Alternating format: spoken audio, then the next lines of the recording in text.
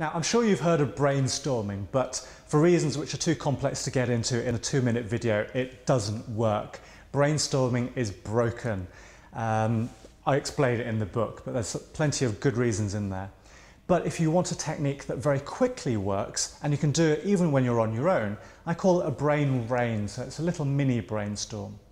So all you have to do is pick up a pencil and a piece of paper and then write down the answers to 4 questions. So number 1, ask yourself, what's the rational course of action to take? So for example, you're faced with a challenge, a problem or an issue. Ask yourself what that rational course of action might be. Number 2, ask yourself, what's the emotional thing to do? What does my gut tell me? What do my feelings compel me to do? Number 3 is to ask yourself what the cleverest person you know might do.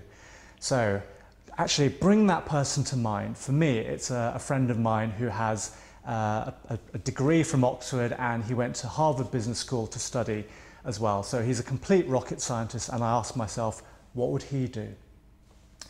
And then the 4th question is to ask yourself, what would my most compassionate friend do? So think about someone who has your best interests, your best friend perhaps. Bring them to mind and then ask yourself what they would recommend that you do. Once you've got those 4 answers, look at them and finally ask yourself, well, what should I do? And it might be one of those responses, or it might be some combination of those. But if you try that, then you might get yourself out of a rut and get yourself over that hump or challenge.